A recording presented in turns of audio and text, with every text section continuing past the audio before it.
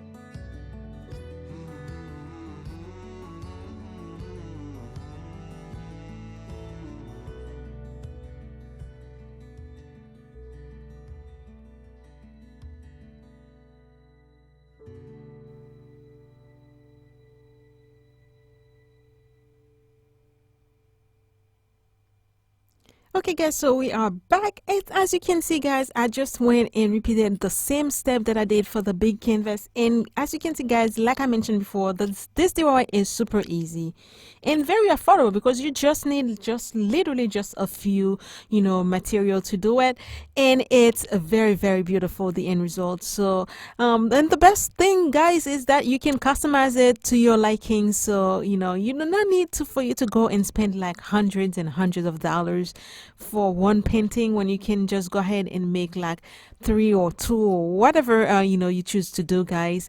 Plus, it's fun, you're the one who made it. So at the end of the day, when you look at it, you're gonna be very proud because it's gonna be beautiful, anyway. So that being said, guys, I wanted to thank you again. Thank you so very much for all the very beautiful and nice comment that you guys been leaving for me. All the subscribers, we gained a ton of subscribers in the past, 2 or 3 weeks, and I'm so very grateful. Thank you so very much. And if it's your first time watching my videos, welcome, and I will really appreciate it if you go ahead and hit the subscribe button and hit the bell icon to be notified on all my new upload. I'm trying to reach 1,000 subscribers by December 31st, so we can go ahead and close up the year 2019 in a bang. So if you can go ahead and help me with this, I will really appreciate that. So don't forget to like this video if you do like it. Don't forget to share it and leave me a nice comment.